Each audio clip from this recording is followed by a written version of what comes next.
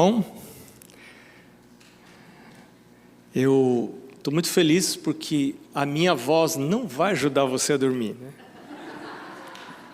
Como eu nasci em Taquara, minha voz é de Taquara. Bom, a gente está começando a conversar um pouquinho sobre dívidas, como que a gente se livra das dívidas. E é claro que em 30 minutos ou 40 minutos a gente não consegue cobrir o tema das dívidas. Por isso, eu quero recomendar você ler o livro Embaixadores do Reino. Eu estou aqui com o capítulo 12 do livro aberto, que o título é O Problema das Dívidas. E aí você tem o capítulo 13, que é Como se libertar das dívidas. Esses capítulos eu parei ontem à noite, terminei o 13 e vou começar o 14. Estou gostando muito do livro, muita coisa que eu não tenho nos meus seminários, vou copiar para cá. Eu queria copiar algumas coisas do Livrando-se das Dívidas, mas não tive tempo ontem. De ontem para hoje, não tive tempo. Mas eu quero chamar a sua atenção para algumas coisas. Se você está com o livro aberto aí, eu estou com o meu livro aberto aqui. No capítulo 12 está todo sublinhadinho. Daí não vai dar para você ver, mas está tudo sublinhado aqui. Né? Primeiro, Provérbios capítulo 22, verso 7, que diz: aquele que toma emprestado é servo do que empresta. Meu pai falava isso constantemente. Quem toma emprestado é servo do que empresta. E eu me lembro assim, que em casa era um valor da nossa casa não viver com coisas emprestadas. E eu sempre no seminário conto essa historinha, que eu me lembro, devia ter, pelo lugar que a gente morava, devia ter uns 5 anos. Eu voltei para casa, vindo da casa de um vizinho, com um caminhãozinho do meu vizinho. Um caminhãozinho bonitinho que o vizinho me emprestou. Eu pedi, se ele me emprestava, ele me emprestou. E eu trouxe o caminhãozinho e comecei a brincar. Minha mãe olhou e disse: que brinquedo é esse? Aí eu pedi emprestado do meu amigo, ele me emprestou. Minha mãe falou: então agora você leva lá de volta para ele na casa dele. Não, mãe, mas ele me emprestou. Você brinca com os brinquedos dele na casa dele, aqui na sua casa você brinca com os seus brinquedos. Aprendizado para a vida. Para a vida. Brinque com os seus brinquedos. Viva com o seu dinheiro. Não viva com o dinheiro do banco, não viva com o dinheiro do cartão de crédito. Viva com o seu dinheiro. Aquele que toma emprestado é servo do que empresta. Outra coisa que ela chama atenção na introdução, ela cita a introdução, Deuteronômio capítulo 28, 1 a 14. Dentro dessa seção de Deuteronômio 28, 1 a 14, Deus promete para os seus filhos, para os que andam nos caminhos dele: você vai emprestar para um mundo de gente, mas você não vai tomar emprestado. Bom, quem é que pode emprestar? São as pessoas superavitárias, elas aqui, quem tem superávit, né? E não os deficitários. Quem é que é superavitário? É quem tem mais dinheiro do que está gastando. Então esse é o superavitário, ele tem dinheiro sobrando, ele pode emprestar. O deficitário, quem é? É a pessoa que tem menos dinheiro do que precisa. Eu precisaria tanto para viver, para comer, para pagar as minhas contas, mas eu tenho menos do que isso, eu sou deficitário. Quem é que pode emprestar dinheiro? Porque Deus fala assim, que o seu filho vai emprestar para muita gente, mas não vai pegar emprestado. Né? Então, os filhos de Deus são superavitários ou deficitários? Nós deveríamos ser todos superavitários. Dinheiro tenha mais, eu posso guardar. Se alguém precisar um dia e vier me pedir, eu posso, quem sabe, emprestar. Isso aí é uma outra história que a gente tem que lidar com muito cuidado. Não é bem assim, mas, enfim, não temos tempo de entrar nisso aí. Tem uma série de fatores que a gente deve levar em conta, se deve emprestar. Uma delas é assim: eu empresto aquilo que eu posso dar.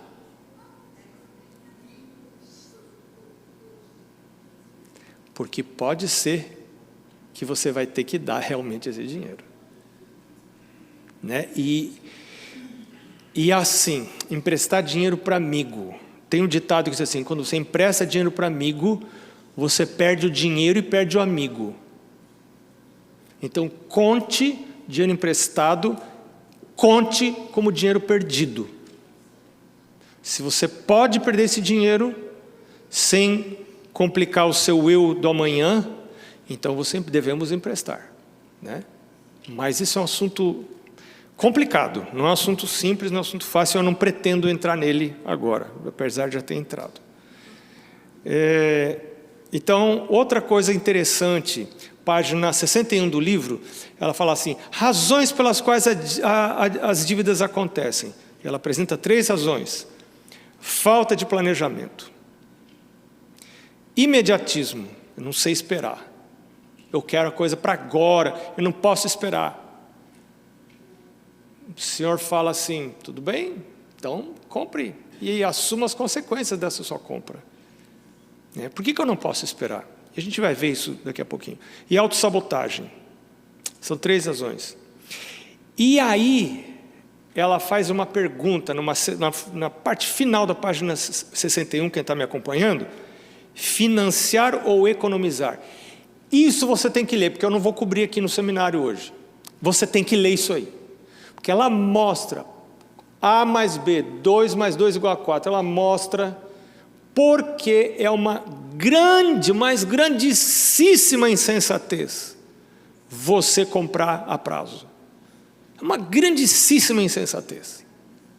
Você está pagando quase o dobro, na maioria dos casos, quase o dobro do valor do bem ao você comprar a prazo. Então, tem coisas que não dá. Por exemplo, vivendo aqui nesse país, e no Brasil nem se fala, você não consegue comprar um imóvel a não ser que você financie. Então, você deve procurar melhores condições, financiamento, juros mais baixos. Mas talvez essa seja a única exceção para você comprar alguma coisa a prazo. Se não, peça para o Senhor prover para você de uma outra maneira. O Senhor pode fazer. Quando você adota os princípios corretos, o Senhor começa a poder agir, inclusive fazer milagres na nossa vida. Bom, mas eu espero que você leia no livro Embaixadores do Reino, que é um livro muito bacana. Estou gostando desse livro. E vamos ver se aparece aqui no nossa tela o seminário Livrando-se das Dívidas. Está aí já? Já está aí. Eu achei que tinha mais uma outra tela antes dessa. Eu estava chegando em Angola. Essa foto eu tirei no aeroporto de Angola. Olha o que esse banco lá na Angola está prometendo. Bué salário, a conta que acaba com o aperto. Olha como está vendendo essa ideia. Adianta até 100% do seu salário, sem despesas de manutenção. Nossa, que coisa maravilhosa! Um banco está me oferecendo adiantar seu salário, vamos dizer que o seu salário são $4.000, vamos fazer de conta.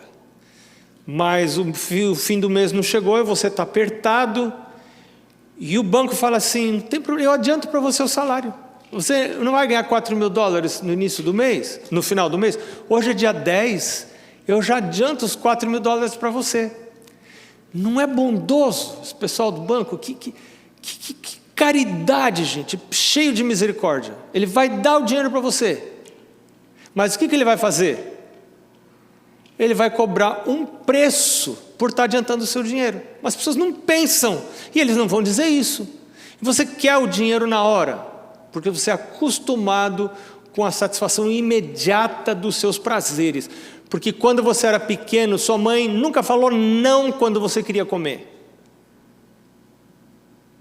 Então você acostumou que quando você chora, comida entra na sua boca.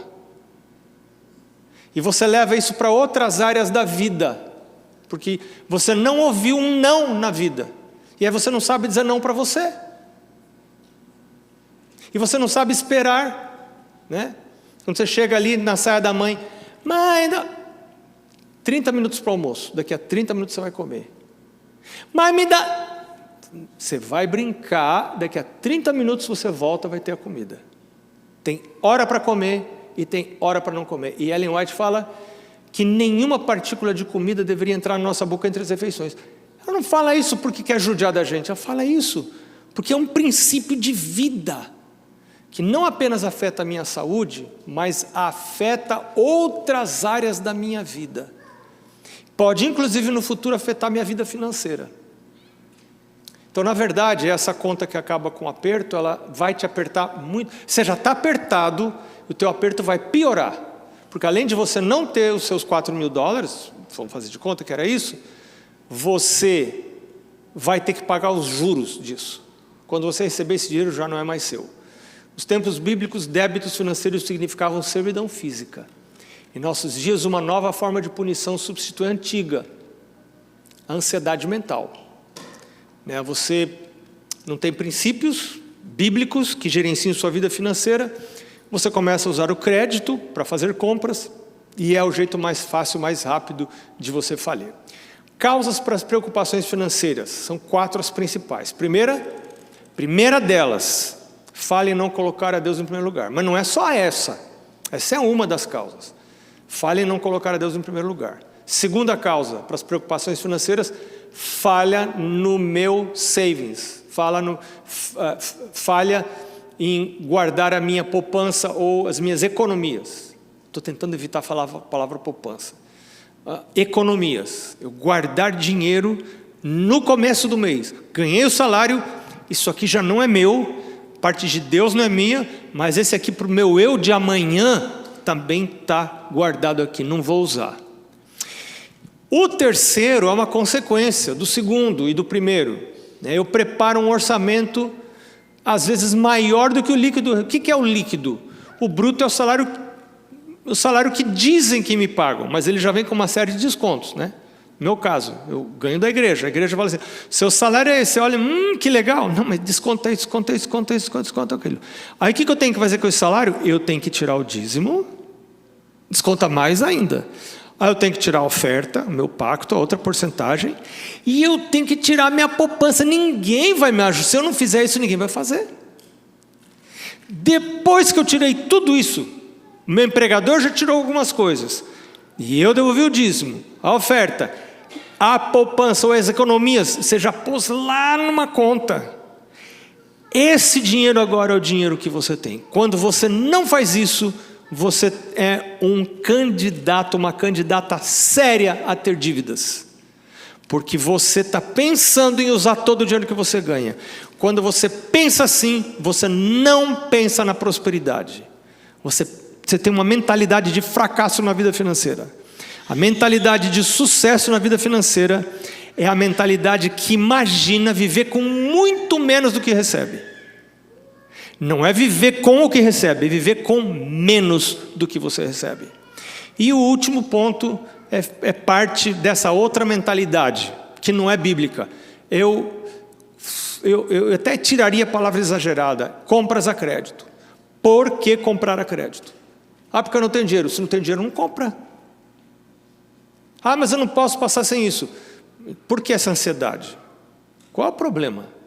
Você levou 9 meses para nascer, não pode esperar mais. Qual é o problema? Espera, não morre. Quais são os sinais de alerta? Intimidação por credores. Uma vez uma irmã lá em Santa Catarina, eu comecei a dar esses seminários em Santa Catarina, por isso tem bastante histórias de lá. E as pessoas vinham me contar histórias. Cada sábado eu estava numa igreja diferente dando esse seminário. E uma irmã um dia falou assim, pastor, que problema que eu tenho com meu marido. Pastor, meu marido, a gente não tem mais rua para voltar para casa. Eu falei, mas como assim, irmã? Me explica, como é que assim não tem mais rua para voltar para casa? Disse assim, porque assim, se a gente vem por essa rua, já tem alguém para quem ele está devendo lá nessa rua. Se a gente vem por essa rua, já tem outra pessoa que está devendo. Então ele não pode mais chegar em casa por rua nenhuma, porque vai passar na frente de alguém que ele está devendo. Pedir emprestado. O costume de brincar com o brinquedo dos outros, viver com o brinquedo dos outros. Que vida dura. Vida dura para a família, vida dura para a pessoa, né? Que duro. Desânimo. Parece que Deus não me ajuda. conflitos conjugais, vai dar problema no casamento, autoimagem negativa, fraqueza espiritual. Deus não ouve minhas orações? Mas será que é Deus que não está ouvindo? Livro Lar Adventista, Ellen White diz: muitos não se têm educado a si mesmos o bastante para manter suas despesas nos limites dos seus rendimentos. Não aprendem a ajustar-se às circunstâncias, tomam e tornam a tomar empréstimos, sobrecarregando-se de débitos e, consequentemente, ficam desencorajados, desacoroçoados. E aí o fato de estar em débito enfraquece a sua fé e tende a desencorajá-lo. Afeta a sua vida espiritual. Você necessita eliminar suas despesas e procurar suprir essa deficiência em seu caráter. Pode e deve fazer determinados esforços para colocar sob controle sua disposição de gastar além dos rendimentos. E em outro lugar, ela fala que isso é um defeito de caráter que precisa ser corrigido antes de Jesus voltar. Um defeito de caráter. Eu pedi dinheiro emprestado e não fazendo conta, sabendo que não vou conseguir pagar, e eu imaginando que o outro tem o dever de me emprestar, ainda que eu não vou pagar para ele, porque ele é cristão. Isso é desonestidade. Isso é desonestidade. Então, antes de fazer compras, eu tenho que fazer algumas perguntas. Primeira pergunta, Filipenses 4,19 responde: será que eu preciso disso realmente? Filipenses 4,19 diz: o meu Deus, segundo a sua riqueza em glória, suprirá em Cristo Jesus cada uma das vossas necessidades. Deixa Cristo Jesus suprir. Se você precisa de uma coisa, realmente precisa, Ele pode suprir. Dobre o joelho, fala com Ele, mas não entre em dívidas. Segunda pergunta, será que eu já dei a Deus uma oportunidade de prover isto dentro do preço ao meu alcance? Já orei a Deus? Já pedi a Ele? Tem tanta história para contar para vocês. Esse carro que a gente está aqui, que eu estou aqui com ele, né? É uma ambulância, né? Uma van branca. Ano 2005. Eu não vou contar a história toda, é só um resumo, né? A gente tinha acabado de mudar para cá e a gente tinha só um carro. E agora estavam vindo os 2 genros com as 2 filhas. E obviamente 6 pessoas não cabiam no nosso carro. A gente precisava de uma van para andar para lá e para cá, só tinha um carro. E eu comecei a orar a Deus, comecei a orar a Deus. Pensei em várias possibilidades. O Senhor proveu uma van para nós, quase nova, para a gente fazer essa viagem nesse período. Foi um milagre de Deus, uma história longa que não tem tempo de contar agora. Nós ficamos 1 mês com esse carro, tempo que o nosso pessoal teve lá em casa. Quando eles foram embora, nós devolvemos a van para quem nos emprestou, sem pagar nada, 1 centavo, né? E meses depois, alguém que tinha me ajudado a procurar uma van, porque eu estava desesperado, vinham os genros e as filhas, e eu queria recebê-los bem, e ele falou: vou ajudar você a procurar. Procuramos. Essa mesma pessoa foi embora para o Brasil e falou: essa minha van aqui vou deixar com você, né? Nós pagamos naquele tempo $3.500 pela van. Que preço para um carro? Era um carro antigo, mas estava com 80 mil milhas. Super conservado. Você olha por dentro, a gente já desconservou ele um pouco, né? Por fora, mas por dentro ele ainda está perfeito. E toda a maquinaria dele está tudo perfeito, né? Então tenho dado a Deus a oportunidade de prever isso dentro do preço ao meu alcance. Próxima pergunta importante: será que isso significará progresso em meu crescimento espiritual? Às vezes eu estou comprando coisas que eu vou trazer para dentro de casa e vão desviar meus filhos dos caminhos de Deus. E eu estou pagando por isso. Às vezes eu estou pagando mensalidade por coisas dentro da minha casa, que não são mensalidades baratas, por coisas que estão desviando meus filhos dos caminhos de Deus. 4. Será que esta compra é motivada por uma necessidade ou por um certo amor à ostentação e às coisas materiais? Eu realmente preciso disso ou eu gosto de mostrar que eu tenho dinheiro? Aí 1 João 2,15 diz: não ameis o mundo, nem o que no mundo há, porque aquele que amar o mundo, o amor do Pai não está nele. 5ª pergunta: quanto tempo eu posso esperar por isso até que eu tenha uma real necessidade? E às vezes eu posso esperar por mais tempo do que eu imagino. Paulo fala em Filipenses 4, 12 e 13: eu tanto aprendi a viver na fartura quanto na pobreza. Eu aprendi a estar contente em toda e qualquer situação. E aí o verso 13 ele diz: tudo posso naquele que me fortalece. Posso esperar? Posso esperar. Nós, por uma circunstância lá em casa, nós estamos desde final de fevereiro sem pia na cozinha. Você imagina o que isso significa para fazer comida, para uma série de coisas. Desde fevereiro estamos sem pia na cozinha. Deu um problema lá, acionamos o seguro está fazendo em câmara lenta. Vai fazer, mas nós, claro, nós vamos esperar pelo seguro, claro que nós não vamos pagar, deixa o seguro fazer. Mas estamos, será que eu não posso esperar? Pode, dá para esperar. É desconfortável? É, mas o que eu vou fazer? Vou esperar. Tenho dúvidas sobre isso. Contei para vocês ontem, né? A gente estava pensando em trocar esse carro, alguém ofereceu, eu estava com dúvida. Falei: Senhor, não deixa, se não é o teu plano, não quero investir dinheiro onde o Senhor não quer que eu invista. Senhor, não deixa errar. Dúvida, você está com dúvida, não compre. Você tem dúvida, não compre. Opa, voltou. Tiago 1,6 diz: tudo que não provém de fé é pecado. Se tem dúvida, não compre. Quando o Espírito Santo der convicção para você para comprar, compre.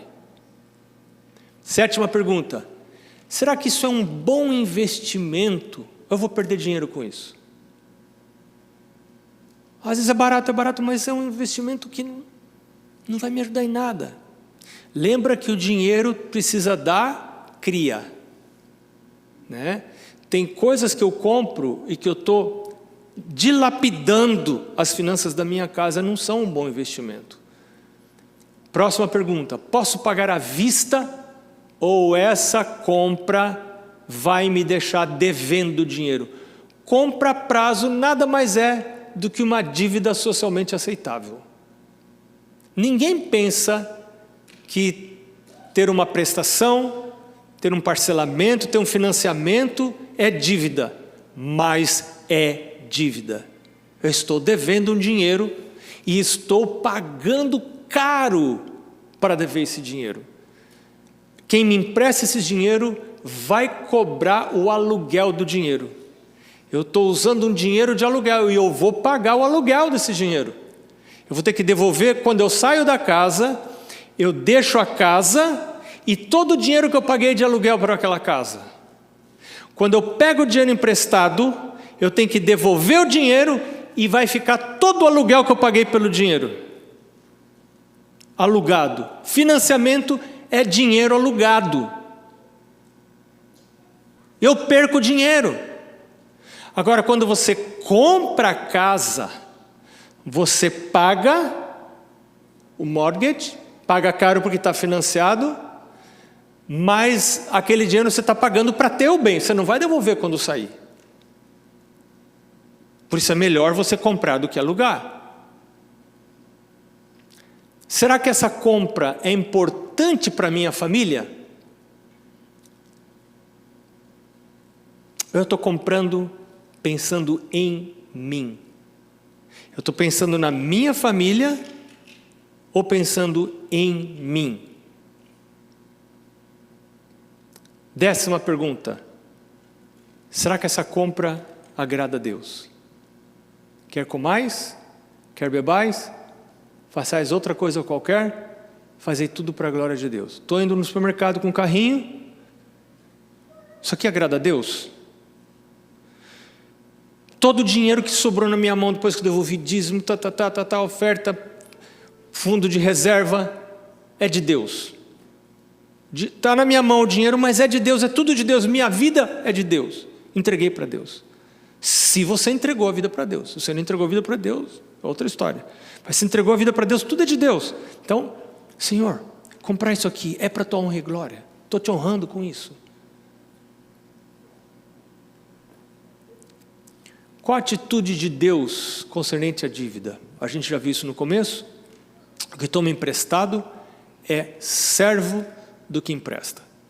Quando eu casei, meu pai falou para mim, citou esse verso e falou para mim: você quer que o seu sogro mande na sua casa? Se não, meu pai disse, então, nunca peça dinheiro emprestado para o seu sogro. Porque aquele que pede emprestado se torna servo de quem emprestou. Se você pegar dinheiro emprestado do seu sogro, ele vai mandar na sua casa. E eu saí e pensei assim, não quero nem que o Senhor mande na minha casa, pai. Eu pensei, né? Então também não vou pedir dinheiro emprestado para o pai. Porque eu preciso aprender a viver com as minhas pernas. Agora desligou o umbigo. Pai está na casa dele, tem os desafios dele da aposentadoria. E eu estou começando a minha vida. Eu tenho que viver como ele viveu. E agora tem um outro pai. Pai nosso que estás no céu, santificado é teu nome. Em vez de pedir para meu pai que não pode me ajudar, nem meu sogro que não pode me ajudar, eu vou pedir para o Pai do céu. Com dívidas, você vai perder a liberdade. E quando Satanás envolve alguém com dívidas, essa pessoa caiu na armadilha que Satanás prepara para as almas, diz Ellen White. É diabólico. Não é só uma questão financeira, tem questões espirituais do grande conflito envolvidas aí. Em lugar disso, negue a você mesmo 1000 coisas, em vez de correr em débito. Lá em casa a gente tem um contrato. A gente vai passar a pão e água, fubá e banana. Seja o que for. Mas não vamos comprar se não tem dinheiro. Não tem dinheiro, não compra. Tem dinheiro, compra. Não tem dinheiro, não compra. Não faz financiamento. Não pega adiantamento lá na sua empresa. Não pede dinheiro emprestado. Ah, mas como é que faz? O jeito que fizeram os israelitas no deserto. Se tem um Deus que existe e que é fiel, o Deus da Bíblia, e que sustentou o povo lá no deserto, esse é o mesmo Deus hoje. E em vez de eu ficar devendo dinheiro, eu vou dobrar o meu joelho e pedir ajuda para o Senhor.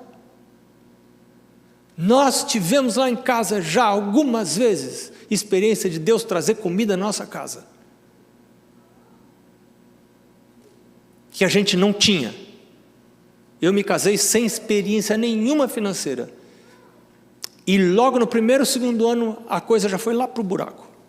Nós tivemos que quebrar, cortar todos os cartões de crédito e só viver a dinheiro, para aprender, para a cabeça funcionar assim, ó, esse é o dinheiro que eu tenho. Que quando você usa cheque e quando você usa cartão de crédito, você perde a noção do que você tem.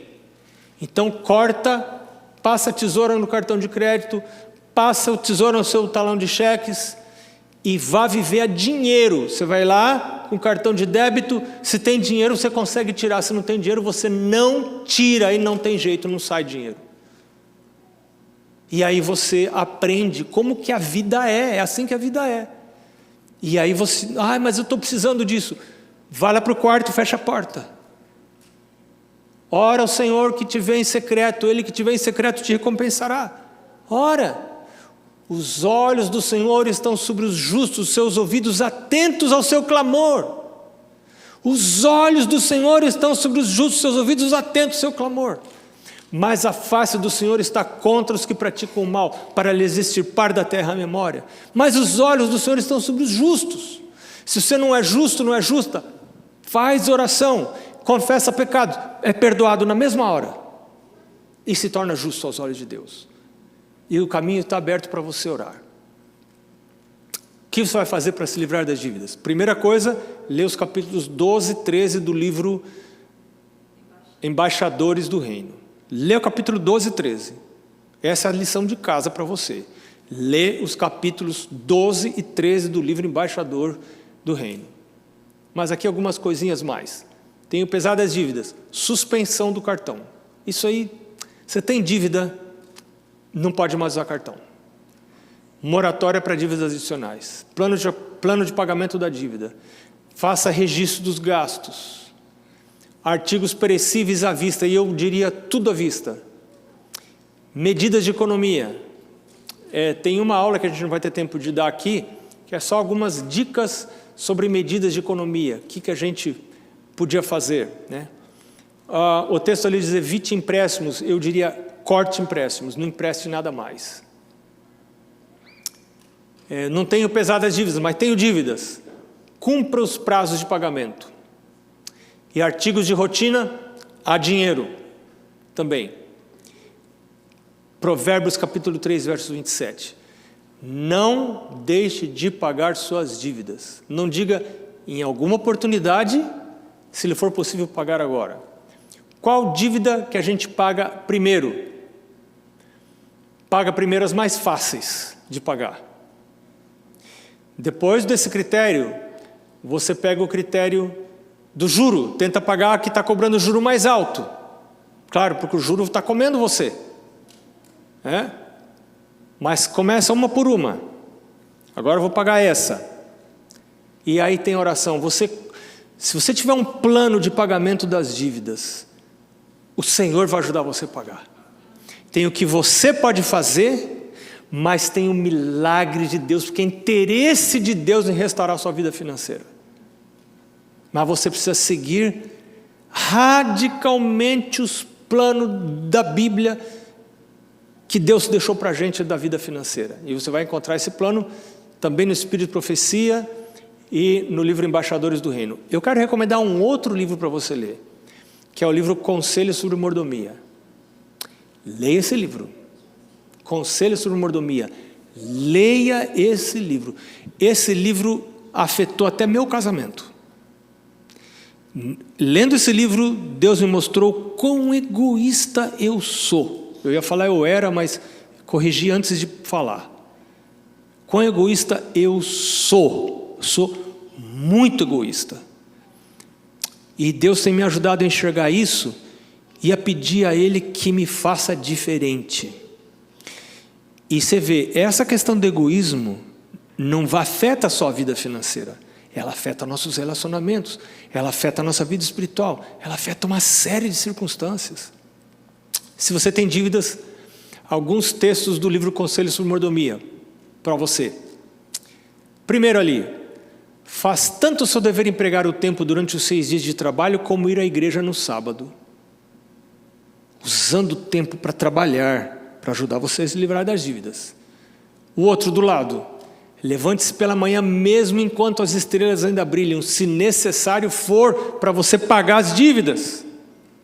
O outro de baixo agora, à esquerda, prive-se da comida e do sono, de preferência a ser culpado de reter de outros aquilo que lhes é devido. Fica sem dormir, fica sem comer, mas devolve o que você pegou de alguém, ou do banco, ou de quem quer que seja. Antes, escolha passar necessidade a cometer um ato desonesto. Dever e não pagar é desonestidade. É melhor eu passar necessidade do que cometer um ato desonesto. Agora, eu não vou me livrar das dívidas levando o mesmo padrão de vida. E tem um capítulo desse livro Embaixadores do Reino que fala sobre essa questão do padrão de vida. Eu vou ter que mudar o padrão de vida, Possivelmente eu esteja vivendo com um padrão de vida que não combina com as minhas finanças. E eu me apego àquilo, é um tipo de amor ao mundo, porque eu estou vivendo um padrão de vida que não combina. É tão bonito alguém viver com o dinheiro que tem e pôr assim um adesivo colado atrás do carro. É velho, mas é meu. É velho, mas está pago. Põe lá o adesivo, assim, ó. Põe lá o adesivo. E você sai feliz, orgulhoso, porque pode passar alguém de você com um carro super novinho, mas o que aquela criatura está fazendo? Todo mês, ali ó, e você está pago, resolvido. Que coisa maravilhosa. Resultado de você não ter dívidas: melhores relações com outros, melhor saúde física e emocional, uma vida familiar mais harmoniosa, mais respeito próprio e independência. Isso aqui não é uma aula sobre como livrar-se das dívidas. É só um incentivo para você ler capítulos 12 e 13 do livro Embaixadores do Reino.